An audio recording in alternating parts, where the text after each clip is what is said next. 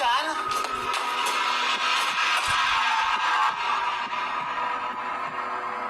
Sa dilim ng gabi, isang mundo ng katahimikan ang bumabalot sa paligid. Ngunit sa likod ng katahimikan, may mga lihim na hindi nakikita, mga kasong naiwan, mga tinig na hindi naririnig, hustisyang bulag sa ating lipunan. Muling mabubuhay ang mga anino ng nakaraan, mga kaluluwang naghahanap ng katarungan, mga sigaw ng mahabol sa dilim. Isa itong salamin ng katotohanan. Isang paalala na sa bawat ngiti, maaaring may nakatagong kirot. Sa bawat katahimikan, may sigaw na hindi naririnig.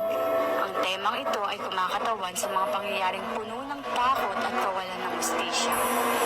Mga pinatay na walang kalaban-laban, mga inosenteng biktima na hindi napagkalooban ng katarungan. Nais naming iparating ang isang mensahe. Mag-ingat, magmulat, at huwag kalimutan ang aral ng nakaraan. Sapagkat sa mundong ito, hindi natin alam kung sino ang mabuti o masama sa ating paligid.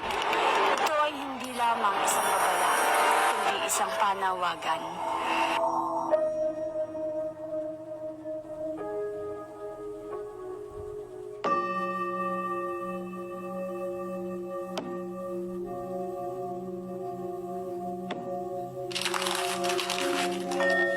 Isang sigaw para sa hustisya.